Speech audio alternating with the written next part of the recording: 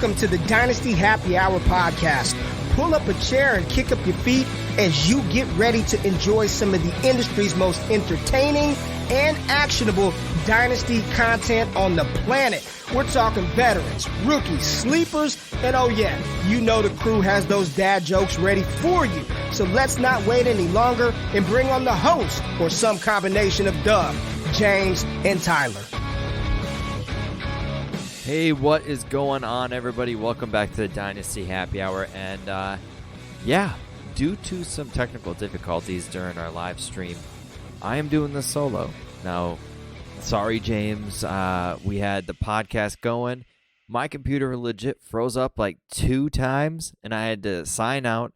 James kind of sat in the lobby. We didn't have Doug this week, and we don't have Doug this week during this podcast, of course, because it's just me. But we had some technical difficulties, and I'm very sorry about the stream. But hey, I'm here to give you a quick solo pod. I had to reset my laptop. Legit reset it. Had to re-download the Mac service. So here we are. But I just want to give a thanks and a quick shout out to our sponsors so I don't forget. I'm just going to do them right up the top. Underdog, use code DHH, and they will match your money up to $100 deposit. They'll match it. You deposit $100. They'll give you $100 right back. Also, I like to give a shout out to Trophy Smack. Use code DHH Ring. You get a free championship ring with any purchase of a trophy or belt. Once again, code DHH Ring for that one. Go to Dynasty Nerds. Sign up for the Nerd Herd. Use code DHH. You get 15% off a subscription. Go to Manscaped. Use code DHH. You get 20% off your purchase. So all of our sponsors, I'm hitting right off the top. Thank you so much for sponsoring us. And injuries, well, you got Joe Burrow's calf. I'll just kind of go through the injuries. There's not too many, thank God, but I'll go through them during the game. So let's get rolling. Las Vegas versus Buffalo. Hey, Devontae Adams, welcome back.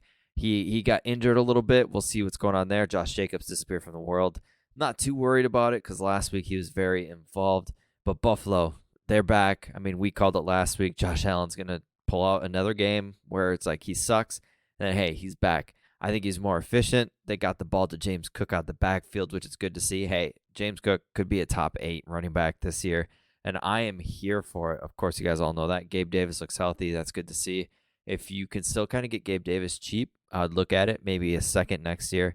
I'll look into doing that if you are competing because he's going to be a nice piece. If he's healthy and he's showing that he's healthy, it could be a great piece for a contender. And Dawson Knox going like, Khalil Shakir, hey, he caught a touchdown. It was a very nice catch. I still like Shakir, and I still think he's at his cheapest. Maybe as the season goes, they'll get him more involved. They're running a lot of 12 personnel. Dawson Knox and Dalton Kincaid, they're out there at the same time. They're going to hurt each other, but hey, I mean, at least they're not Kyle Pitts, right? We'll get to that soon. All in all, Josh Allen's back. That's all we got to worry about. And speaking of somebody who's back, it's Lamar Jackson. Lamar Jackson with a great game, showing the deep ball accuracy. Hey, he didn't play all preseason. He's back. He's gotten the cobwebs off a little bit. And Zay Flowers is the guy. Like, it came a lot sooner than we all thought. But Zay Flowers, and during the podcast when we're talking, James said Zay Flowers over JSN, which I find a little shocking. But right now, value-wise, I can't argue it. Because the value is going towards Zay Jones. He's getting the production. What have you done for me lately type thing in Dynasty. And Zay Jones is the one on this team. Mark Andrews, he's still hurt, you can tell. But this team is going to pass a lot. Their running game is gross. It's averaging a fine yards per carry, but you're not going to be able to decide who you want between Gus Bus and Justice. Somebody who's not back, and that's Joe Burrow. His calf, he tweaked it again. That's one of the injuries we'll talk about. He looked bad. Like he's indecisive. He doesn't know what to do, and I think that calf is really bothering him.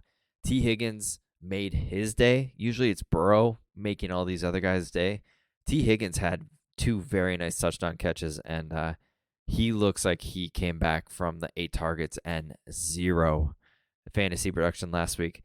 But Jamar Chase, I mean, everybody's starting to panic about Jamar Chase. Like, come on, guys. Jamar Chase is going to have those massive weeks.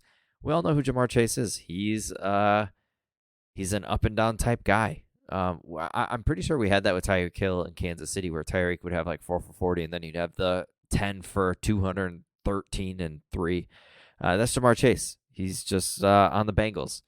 Now, he'll be fine. Burrow will be fine. But Burrow needs to figure out what's going on with that calf. And if it's a major injury, we need to start worrying about. But Burrow, I think he'll be fine. If you can go out in Dynasty and kind of poke the bear and see what's going on there, I'll do that because Burrow is one of the top quarterbacks in Superflex. And also the running game, Joe Mixon. I mean, if you didn't sell, you should have, because this offensive line didn't seem to get better when we all thought it was going to. But, I mean, Charlie Jones got his first ever touchdown with a nice return. I really like him for the future if you can go out and snag him, because he's the Tyler Boyd replacement. Going to the next game, Kansas City versus Jacksonville. Hey, Calvin Ridley, come back down to earth. I mean, people were hyping as a top 4 receiver in the league this year. I mean, come on, guys. Like, Kirk got paid a lot of money, too. He ain't going to disappear, which everybody thought he was going to. The running game was pretty much blank. Kansas City had Chris Jones back, and that mattered. Trevor Lawrence had a kind of a bad game. And last week, if you look at it, he didn't have a great game either. So Trevor Lawrence, he's kind of on a bumpy road right now. He'll have better days. I'm not worried about him.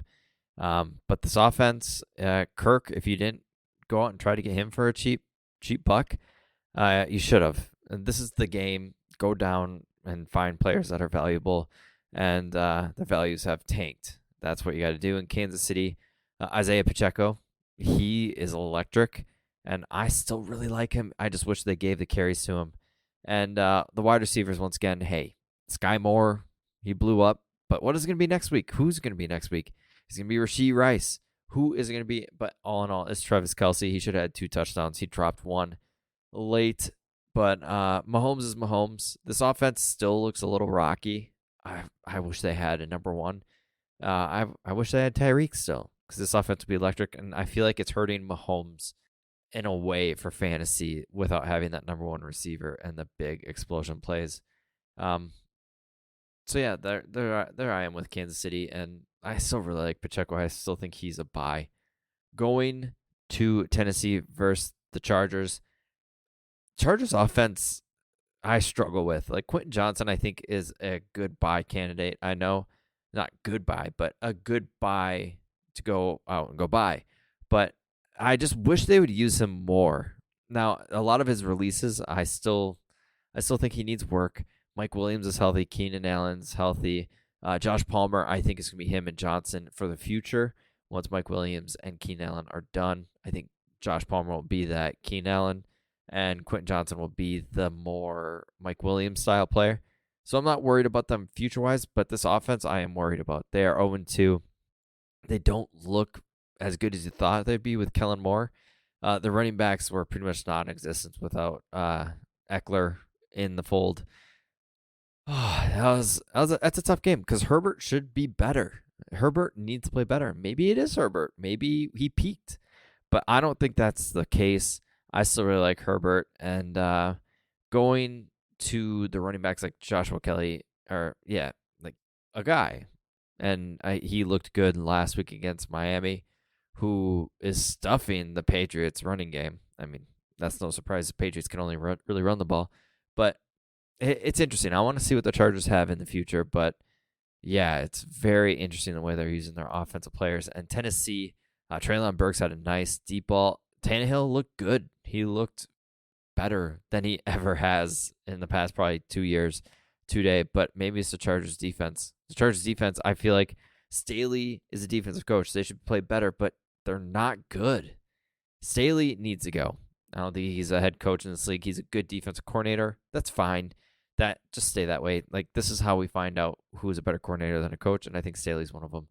Derrick Henry has a great game. Tajay Spears kind of disappears a little bit. Hopkins with massive targets, and Chig has a good game as well. Chig, I think, is a good sneaky buy. Treylon Burks has always been a buy for me. I really like him, and if I had a choice, Quentin Johnson or Treylon Burks, I think I'm going to go Burks. Just what I've seen, Quentin Johnson, I feel that, even with Mike Williams injured in the first week, Quentin Johnson should see the field a little more and a little more targets force-fed if he's shown out in practice. So there's a tiny yellow flag up for Quentin Johnson, but I do think the future's still bright for the kid. Going to Green Bay versus Atlanta. Hey, Jordan Love, he had an Aaron Rodgers type game. He had low yardage, touchdowns. He had 3 of them, which is kind of what Aaron Rodgers did. He had some bad throws. He missed a couple people open, but I still think he looks good. And Atlanta, I'm out on Pitts. I'm not starting Pitts until I see at least 2 games of solid productions, maybe even 3. I don't feel comfortable putting him in the starting lineup. It's good seeing London get some targets, but Ritter is not comfortable. It's first read run. That's Ritter. Ritter is not a good starting quarterback. I'm out on Ritter. This offense is Bijon. Bijon is elite. Bijon is the future at running back. If you got Bijon, have fun for the next 7 years, because as long as he's healthy and he's running that ball, this offense fits him perfect. And Arthur Smith, as a head coach, and I'm an Atlanta fan, love this. Arthur Smith is a good head coach. He's a good head coach for the NFL. For fantasy, he's a headache. If you have a running back in Arthur Smith system, like Derrick Henry was, it's awesome. You love it. But any other piece in this offense is going to struggle with Arthur Smith. He does not care as long as they're winning. He does not care. And Kyle Pitts is struggling. Kyle Pitts is open. On the bootleg left with Ritter, Pitts was open in the corner of the end zone, and Ritter ran the ball in because he doesn't trust his own arm. And it's stressful. I hate watching it because I see Pitts. I'm focused on Pitts because I have Pitts everywhere. And I'm sitting there like, he's wide open. He's wide open. Ritter doesn't throw it to him. You know what Pitts did when Matt Collins caught that ball in the back of the end zone? Pitts could have been that guy. Pitts stopped because he's like, that's probably not to me. What? He's not targeting me because he never does. It's frustrating. I'm out on Pitts until I see otherwise. It sucks because I love Kyle Pitts and the talent, and he's going to have an elite season. And if you can go get him on the cheap, go do it, because even if he lands on another team after his contract, he will have an elite season. He's going to be 25 by the time his contract's up. Think about that. He's still like 22, 23. He's super young. He will be okay in the future. So don't be too worried about Pitts' future. Be worried about the present, because the present is not pretty. Going over to Green Bay, we talked about it. A.J. Dillon, I've never been big on him. I don't see how people were. He had an efficient game, but he's just not good. He's a meh talent at running back. And Jalen Reed, if you didn't draft him, like your guy talking here, you're regretting it. And I should have listened to a lot of people like Matt Harmon, but I just didn't see a 23-year-old slot receiver progressing in the NFL. And here we are. He's going to be the safety blanket Luke Musgrave. I thought I'd see a little more from him. He started off hot. Then they went to Reed. They attacked the slot. So yeah, Musgrave kind of fell, and Reed looks good, and he's a good target because Jordan Love loves him as a target. Romeo Doubs missed an open down the field catch because Jordan Love overthrew him, and Christian Watson is missing valuable time to connect with these guys. I do think Christian Watson's going to have a couple big games here and there, but man, get on the field. Like, he's so injured with these soft tissue issues, and we got to start worrying a little bit about it. Seattle versus Detroit. Montgomery got injured. It's going to be like a 2 to 3 week injury is what he just said. And it's Jahmyr Gibbs time. Like, Gibbs had a ton of targets. He's going to be more involved. But the kid Netflix, what's his name? Raymond? Not Cleef Raymond, but you guys know Reynolds. Reynolds, the guy who came in, watching Netflix and he got the call. He is the backup running back, and he looked blah. So it's going to be the Gibbs show. Hopefully he'll get a little more play. He looked pretty good. He's an explosive athlete. There's one time where he did look he got hurt. Every time he gets tackled, I worry about it because he is a smaller guy. He's sub 200. But I think that's what we're going to see running backs in the NFL these days is the sub 200 pass catchers. So wheels up on Gibbs, right? And also a player that I think we need to start looking at. I'm kind of out on Jameson Williams, but this team needs a speed receiver. Josh Reynolds is that right now. If Williams can come back, get his head out of his ass a little bit, he's going to be a player because Reynolds is involved and Williams is very fast, super fast. And this team, they get him on a slant because they love running slants. Williams could have a lot of plays. So the forgotten man Williams could be a player that you might want to go out and kind of kick the tires on, see what the price is. And Amon-Ra is Amon-Ra. Laporta looks great. That's Doug's dude. Musgrave and Laporta. That's our competition head-to-head. And Laporta looks like he's pulling away a little bit. Going to Seattle side, DK Metcalf got hurt, but that guy ain't sitting out. He comes back, has a couple nice catches. Geno looked like Geno again. He looked comfortable. He wasn't screaming, "Oh my God," when Aaron Donald was running after him. And the Tyler Lockett's back. Tyler Lockett had a bad game last week. He's back, 2 touchdowns, had some nice routes. And JSN is the third fiddle in this offense. Kenneth Walker got 2 touchdowns, but let's be real. They were short yardage, but he is better than Zach Charbonnet right now. Pete Carroll loves Kenneth Walker. They're going to stick with that aspect. And so Charbonnet might, this is where you go on the down and see what Charbonnet's price is, because I still like him as a running back. And Kenneth Walker isn't the picture of health. So this is how you dynasty. You go when a player's on its low, kick the tires, be like, hey, you're looking to get out. I know you need a running back. Let's see what we can do. Maybe just a second in Joshua Kelly. Let's just see. That's how you dynasty. That's how you kind of roll with the punches and see what you can do. But yeah, JSN I think will be just fine. But like James said on the audio podcast, the live stream when it was going, when I didn't have issues, is that he is all about Zay Flowers over JSN right now, which, I mean, you can't really argue with because values will go up and down, but the value on Flowers is sky high right now. All right, let's go to the next game, Indy versus Houston. Now, CJ Stroud looks legit. CJ Stroud, first game, I saw a lot of the snaps, and I said, hey, he's poised. Baltimore's getting after him, and he's still hanging in the pocket, and everybody's worried about his pocket presence because he's at Ohio State, and they had a great offensive line, and they protected him well. Well, you know what? CJ Stroud played very well against Baltimore and against Indy, who isn't that big of a pass rush, but you got big Buckner in the middle of the defense, and I think they got a lot of fast guys in the front seven. I thought he played great, and he did. I mean, he threw for over 300 yards, 2 touchdowns. He spread the ball around. CJ Stroud, I comp to a poor man's Joe Burrow. He had a beautiful deep ball. Stroud showing me that he could land in this top 12 quarterbacks next offseason. And on the other side, Anthony Richardson, 2 touchdowns early. Woo, looks good. 2 weeks in a row, concussion. Now, a lot of people are saying he's running kind of arrogant in a way. He's not protecting himself. He's a young guy. He kind of thinks he's unstoppable. I'm worried. Like that second concussion, he smoked the back of his head and it bounced. And that's what we saw with Tua. This is the second concussion in 2 weeks. 2 weeks into the season, he's got 2 concussions. So we'll see what his status is. But 2 concussions so far. We might creep into this Tua worry. I know Tua's balling out lately, but we could creep into that worrisome of the concussions for Anthony Richardson in his young career. And that might take away his weapon, which is the rushing. Because as a passer, I think he's fine, but that rushing is a weapon. He's a top 12 scorer in fantasy. And man, if he loses that, that's going to struggle. And they won with Minshew. So I do think Richardson will be out probably a couple weeks with the concussion. Minshew will play, but just let's be cautious about Richardson because we all love the guy. We all want to see him succeed. But as we sit here, CJ Stroud and Richardson should be closer than you guys think because I still think Stroud as a passer is far superior than Richardson. Richardson has the legs, yes, and I still think Stroud has major upside, especially with these weapons and the offensive line not fully being healthy.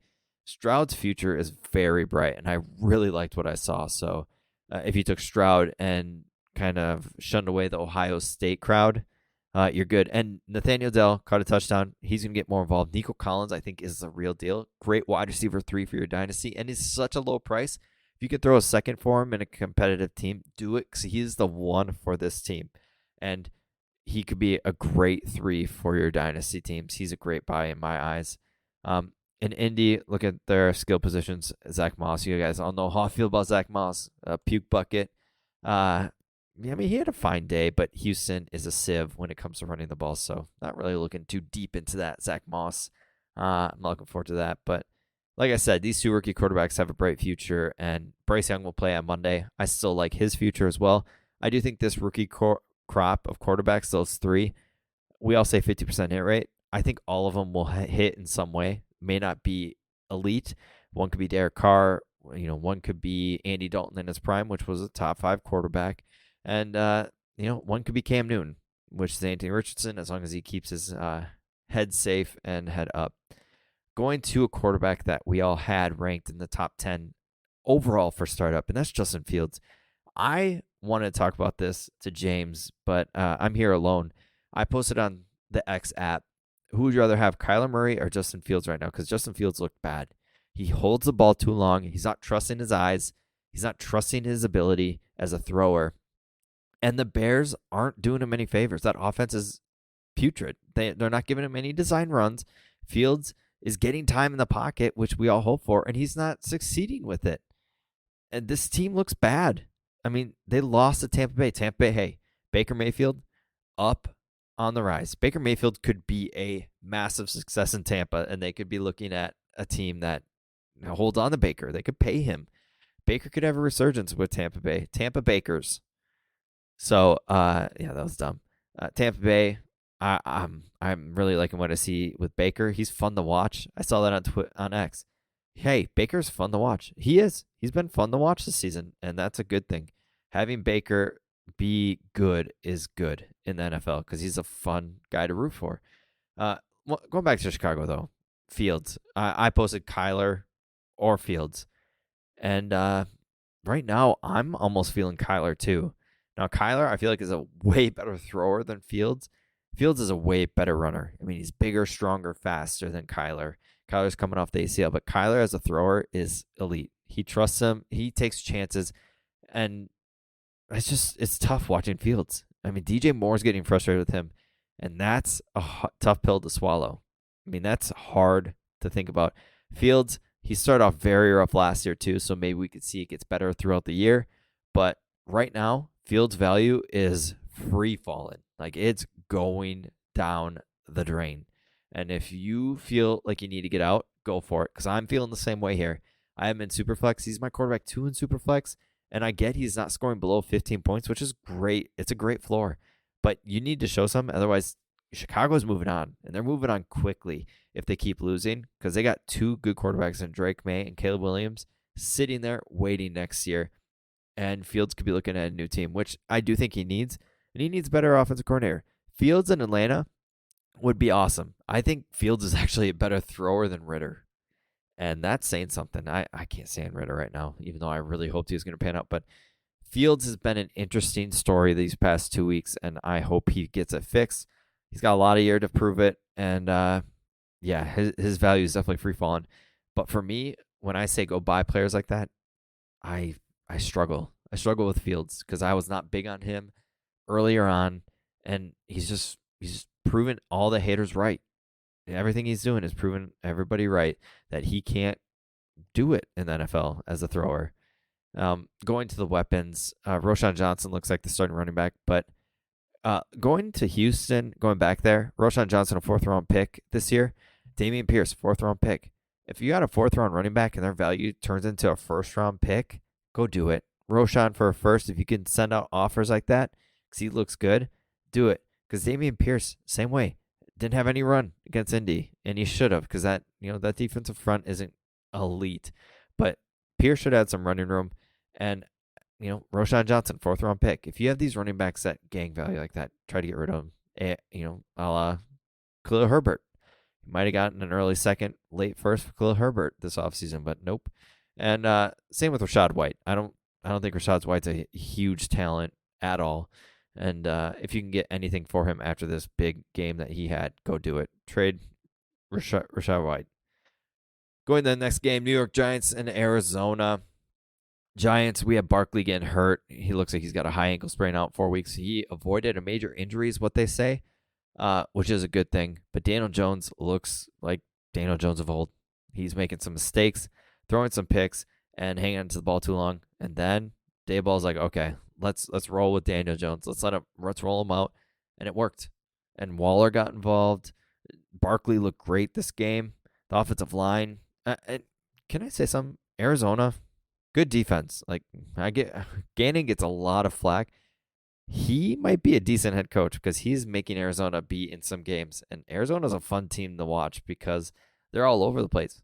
This is why I feel like if it's Kyler for Fields, I might go Kyler because if Kyler's in this offense with Dobbs, the way he's playing and the way they're rolling Dobbs out a little bit, get him out of the pocket, moving that offense, Kyler in this offense could be actually really good. So I'm kind of rooting for Kyler. First time my whole entire dynasty life, I'm looking to go acquire some Kyler Murray right now on the cheap because when he slides into this offense, if he's doing his studying instead of Call of Duty, I know the new one's coming out soon. Kyler could be a really good fantasy player for this Arizona team, who I think is surprising people. They're kind of gritty. They got that fire in their gut, like Jonathan Gannon says. Going to the weapons, Jalen Hyatt needs to be on the field more. And if you can go get Hyatt right now for a second, go do it. Wow. His 2 catches were great. I was off Hyatt, you guys, and I'm going to admit, I really like what I see out of Hyatt. He's a fast guy. He's so fast.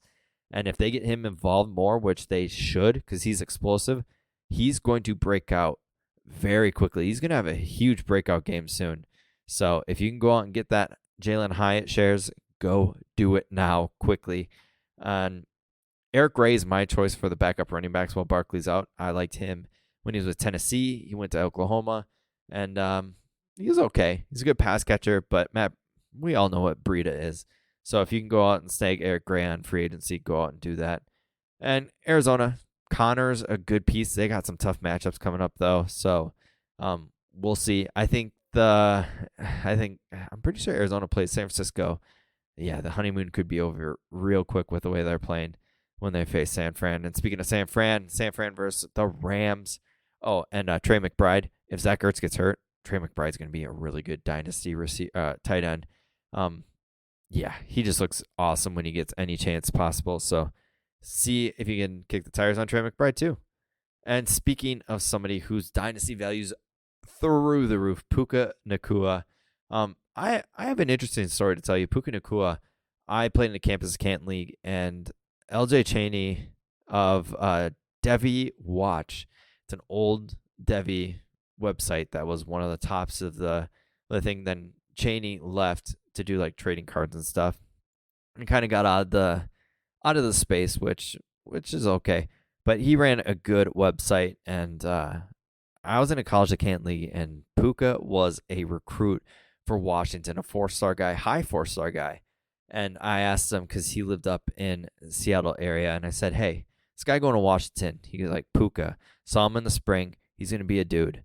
So I drafted Puka in this league, and I left the league too soon because I could have had Puka on my NFL roster.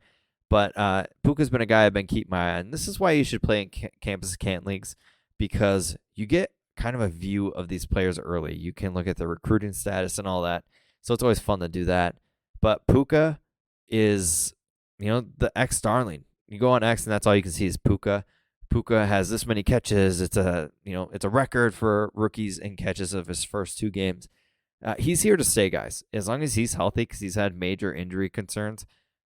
As long as he can stay healthy, he's the real deal. And he's a Cooper Kupp type player. I think he's a Cooper Kupp more plus when it comes to being able to run the ball like a Debo style. But he fits this offense perfectly. And as long as Stafford stays healthy, Puka's going to get numbers. Even with Kupp and Puka are going to be on the field at the same time, and they're going to be a headache for defenses to cover because they run the same routes.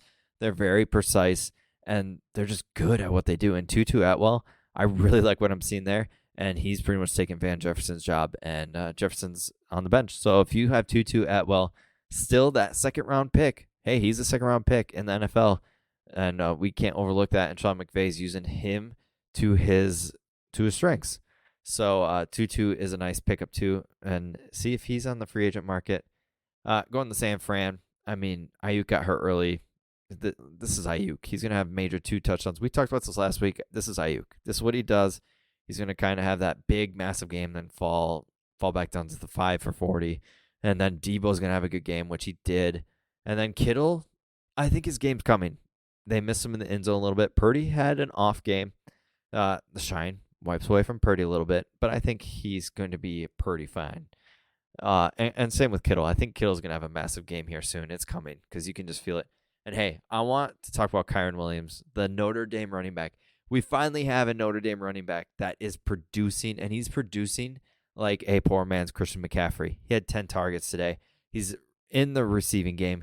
He is getting most of the running back touches. He's looking good. He's looking revamped. He's looking healthy. And once again, he's one of the best pass blockers as a small guy in the NFL at running back. He's here to stay, guys. If Kyron is healthy, he's the starting running back here, and he's going to be an RB1 and a league winner. And I love seeing it because you know what? My Notre Dame guys don't really hit. So when they do, it's good. All right, we are going to go to the next game. That's the New York Jets versus the Dallas Cowboys. Hey, CeeDee Lamb, 11 catches. Congrats, your career high. Micah Parsons is a freaking crazy, crazy good athlete. And just, he's one of the best defensive players in the world. He's Lawrence Taylor, new age. And it's a delight to watch it. Zach Wilson, if you guys went out and bought Zach Wilson, I'm sorry. Because we all saw it last year. We saw it the year. Come on, guys. Like, we should know better. He's not it. He's not the savior.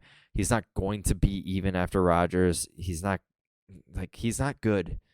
And that sucks. But it's bad.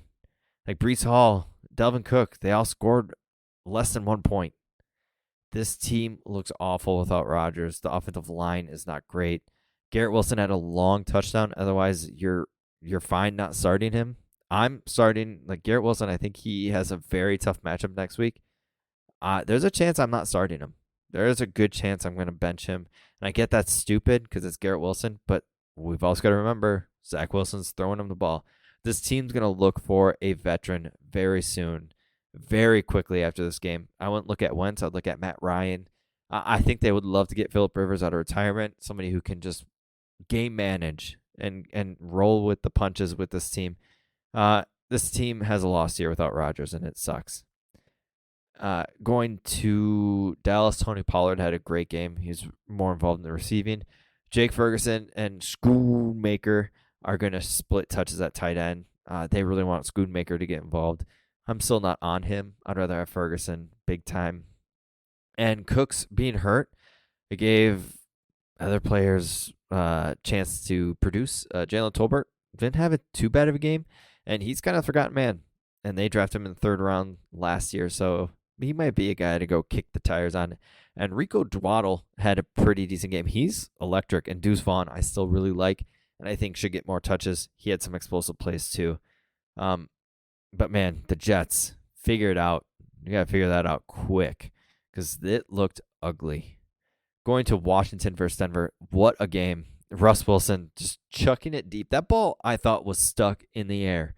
I was almost sure in Denver that ball floated up that last Hail Mary, the 50-yarder, and it just stayed. Now, the guy who caught it, let me see what his name is.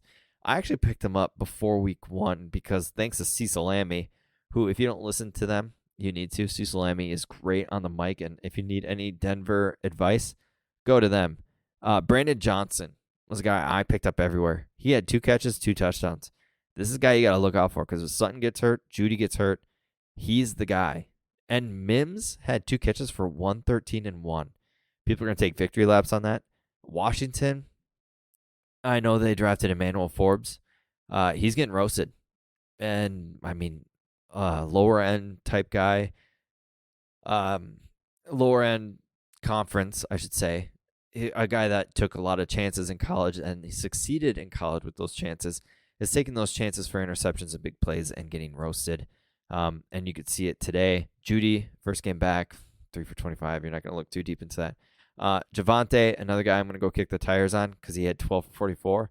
But a guy that you guys got to watch out for that we really like, Jaleel McLaughlin. Cecil Lammey said that the more they trust him, the more he's going to get work. And he had a touchdown today. Pirine is not getting much work either. He's getting work in the receiving game. He had 4 targets.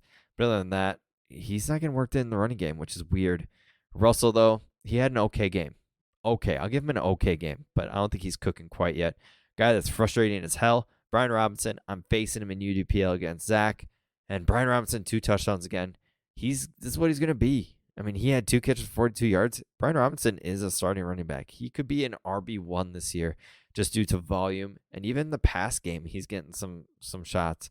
Logan Thomas got hurt, really bad hit, cheap shot. It was gross. There was a couple of those today. And John Bates came in instead of Cole Turner, who we all really hoped. I still like Cole. But Sam Howell, is he it? Is he not? He had some very dumb plays, but he helped bring the team back. And Terry McLaurin had 5 for 54 and 1. Jahan Dotson, he's a milk carton guy. He's kind of missing. I really liked him. He's a big-time sleeper for a lot of people, and he hasn't produced like we hoped he could. I think better days are ahead, maybe, and one of those kick-the-tire guys, see what you can go see, and see what you can get for him. And I want to talk about the Minnesota-Philly game. Alexander Madison, my hot take, ain't it? It's over. Alexander Madison, they're gonna go find a Kareem Hunt type guy. Ty Chandler ain't it. They are gonna go find somebody outside if they keep losing. Maybe they won't, but Kareem Hunt, everybody really wants him to sign somewhere. He would have signed if something wasn't up. Maybe there's an injury that we don't know about, or he's just not physically, up there. He's not ready for NFL games. The physical testing he has to do when he signs isn't working well for him. So it's very interesting with Kareem Hunt. Everybody wants him to sign somewhere, but why isn't he? Justin Jefferson, wide receiver 1 in Dynasty Fantasy. There's a reason, and he looks great. Jordan Addison, he had some mistakes. He had some drops, but, man, he does make big plays, and he's just what the Vikings need on the outside. And TJ Hawkinson is top 5 tight end. Going to Philly. Better days are ahead for A.J. Brown. He was missed twice on the same drive. He did catch one, but there was a penalty. A.J. Brown, he'll be just fine. Hey, squeaky wheel type thing. He was arguing on the sideline. He's going to get his, and I would probably guess it's going to be very, very, very soon. Maybe even next week, Philly will get A.J. Brown that massive game. Devonta Smith, oh my God. Speaking of top 10 receivers in Dynasty, Devonta Smith is it. As long as he's got Hurts throwing him deep balls, Devonta Smith is top 10. And Dallas Goedert is a fake tight end 1. If you can still get that price for Dallas Goedert, go out and do it. If you can get Luke Musgrave plus for Dallas Goedert, go do it. I'm out on him. He has fooled me once. Hey, he could be one of the best NFL tight ends. That's fine. That's fine. It's like the Kyle Pitts thing. That's fine. But I don't want to start him. He's getting 6, 7, 8 points. Unless he scores a touchdown or has a massive breakaway, he's fine. He's the Mike Evans of tight ends. He catches it and then falls. So Dallas Goedert, I still think his price is way, way overvalued. And DeAndre Swift, woo, there's a Swift that I absolutely fell in love with. And hey, maybe he just needs more touches. But as long as he's rolling like this, he is the running back to own there. Once Gainwell comes back, they will split a little more touches. They don't want to get Swift like 28 rushes or whatever it was. They don't want to do that. But also, it's against Minnesota. Minnesota's defense is very civish. So, I don't think I missed any games. Let me double check Miami versus New England's going on. Tua looks great. Tua is going to be a top 5 quarterback. And, I mean, we may low-key have a Tua versus Herbert and Burrow all over again, just like the rookie years in 2020. We could have the argument going on again. Hey, is Tua, if he's healthy, he could be right up there with those two. So that's something to look out for. And if you got him cheaper this offseason, good on you. I know I traded Watson straight up for him in the Fantasy Footballers OG Writers League, and I am loving that trade. So, hey, thanks for listening. I'm going to end it right here. I'm getting this a little long-winded, getting off topic. We will get back to our regular programming next week. I'm so sorry about anybody that tuned into YouTube.